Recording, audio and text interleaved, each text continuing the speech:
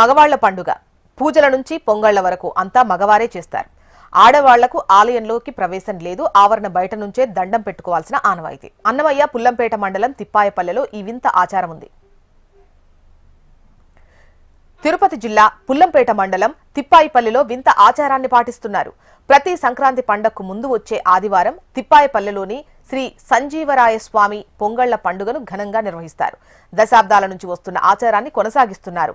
దేశ విదేశాల్లో స్థిరపడ్డవారు కూడా సంక్రాంతికి పండగకొచ్చి పొంగళ్ల ఆచారాన్ని పాటిస్తారు. ఈ ఆలయంలోకి మహిళలకు ప్రవేశం లేదు. పొంగళ్ల ప్రసాదంతో ఆడవారి ప్రమేయం ఏమాత్రం ఉండకూడదు. గ్రామంలోని పురుషులు తెల్లవారుజామునే స్నానాలు ఆచరించి స్వామివారికి పొంగల్ ప్రసాదాన్ని తయారు చేసి ఆలయానికి తీసుకెళ్తారు. పొయ్యి వెలిగించి స్వయంగా పొంగల్ తయారు చేస్తారు. మగవారు చేసిన ఈ ప్రసాదాలను ఆడవారు తినకూడదు. సంక్రాంతికి ముందు వచ్చేటువంటి ఆదివారం ఊర్లో ఉన్నటువంటి మగవాళ్ళంతా కూడా పొంగల్ తీసుకురావాలి. పొంగల్ మగవారే వండాలి. నైవేద్యం కూడా మగవారే తినాలి. ఆడవాళ్ళకి ఆలయం లోపలికి ప్రవేశం లేదు. ఈ విధంగా కొన్ని నియమాలు సూచించి అతడు కనుమరుగైపోయాడు. అప్పటి నుంచి ఈ ఆచారం కొనసాగుతూ ఉంది. ఈ విధంగా చేయడం వల్ల మన గ్రామానికి మంచి జరుగుతుంది అని చెప్పేసి ప్రజలు భావించి అప్పటి నుంచి ఆచారాన్ని అలాగే కొనసాగిస్తూ ఉన్నారు. విశేషంగా పొంగళ్ళు నిర్వహిస్తారు. ఈ పొంగళ్ళు వచ్చేసి కేవలం మగవాళ్ళే చేస్తారన్నమాట. ఇది పురాతనం నుంచి ఆనవాయితీగా వస్తూ ఉంది. స్త్రీలకు ఇక్కడ ప్రవేశం లేదు. మగవారికి మాత్రమే ఇక్కడ ప్రవేశం.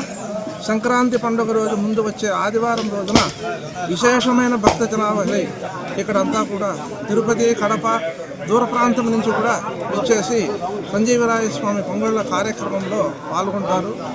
అంటే ఇక్కడ వచ్చేసి భక్తులకు మంచి నమ్మకం, విశ్వాసం అన్నమాట.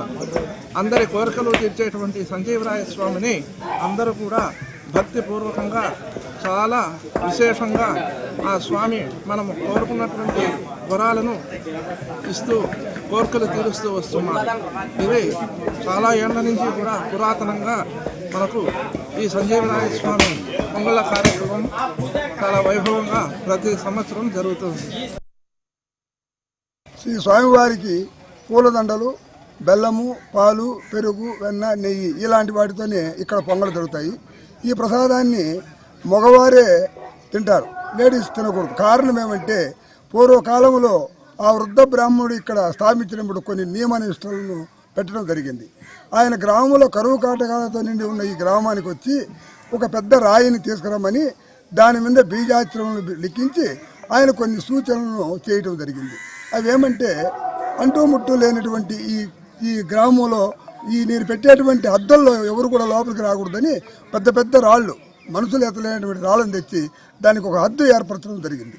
ఆ హద్దు ఏర్పరచడం వలన ఆయన చెప్పిన ప్రకారము అప్పుడు పూర్వకాలంలో కలరా, జేడ్యము అటువంటి జబ్బులతో గ్రామాలే ఎత్తిపోతూ ఉండేటువంటి రోజుల్లో ఆయన చెప్పినటువంటి నియమాలు 4 దివెనలలో ఇక్కడ ఒక మామిడి ఆకులు కట్టి మీరు 101 బిందెలు స్నానం చేసి ఊర్లో భజన చేస్తే మీ ఊర్లోకి ఎలాంటి దుష్టశక్తులు ప్రవేశించవు, మీరు సౌమ్యంగా ఉంటారని చెప్పడం వల్ల అప్పటి నుంచి ఇప్పటి వరకు ఈ గ్రామానికి ఏదైనా ఒక అనుమానం వస్తే అలాంటి కార్యక్రమం.